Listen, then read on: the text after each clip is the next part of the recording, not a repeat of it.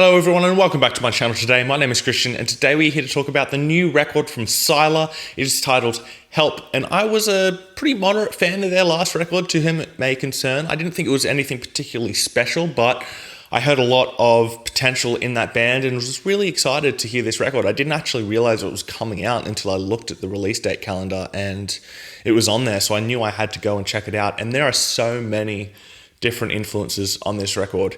You can hear nu metal in here, you can hear melodic metalcore, of course, in here, you can hear hip hop, and you can hear a lot of pop in here at the same time. And you can hear some influences from particular bands like Linkin Park and Issues.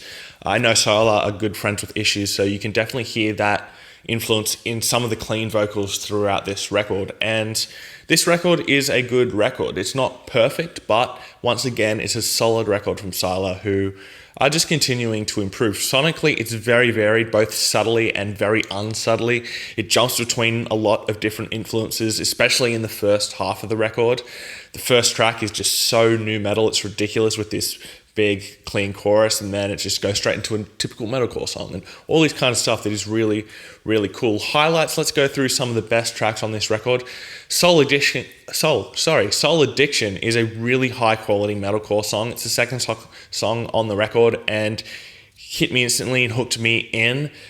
Really great vocal performance throughout this song, and this is the song where you can really hear that Issues influence in the clean verse, and a really, really solid song. Dark Days is another really good song. You can hear a lot of early Linkin Park in this track, and once again, it's a great vocal performance from both vocalists. And South Street Lullaby is another great song. It's got some awesome rapping in this song, really catchy chorus and some really great songwriting. The rapping segments on this record, for the most part, there's one song where it doesn't work, but for the most part, it is really, really good and usually the highlight of the song. And so I'm not sure if it's their screaming vocalist who's doing the rapping, but if it is, he's doing a really, really great job at it, and it just sounds really, really great. Let's get into some of the negatives now, because this is not a perfect record. There are songs on this record that just don't really work. One of those is Me, Myself and I. It just feels generic. It's probably one of the most generic metalcore songs on the record, and it just doesn't really grab you.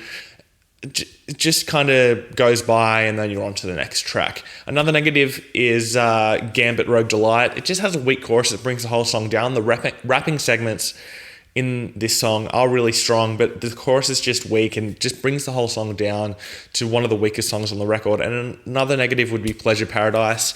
This is the song where the rapping doesn't work, and there's some robotic voices in the chorus that just come out of nowhere and just sound off and like they don't fit.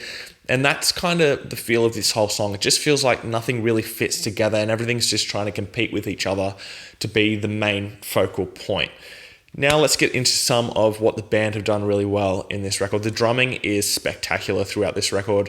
The drummer is really, really tight and comes up with some incredible feels throughout this record. Vocally, it's impressive as well from both vocalists. The rapping is great, the screaming is great and is welcome when it's needed, and the clean singing is very, very good. There are times where I kind of wish the screaming had kept on going or the rapping had kept on going and they just kind of brought in this clean chorus, but for the most part, the clean singing is very, very good. Guitar playing is okay. It's probably the weakest part of the record. It's very typical gent, and there's nothing really special going on. It would be good to hear some variation going on as far as the lead parts go, but overall, it's not that great. Overall, it's a great record. It's a little bit too long. It could have used a bit more creativity guitar-wise, but it's still enjoyable. My top three tracks are going to be Soul Addiction, Dark Days, and South Street Lullaby. I'm going to give this a 3.5 out of 5. A very good record. Go check it out. Thanks so much Thanks so much for watching my videos today. Please hit subscribe down below, and I'll see you next time. Fresh Currents.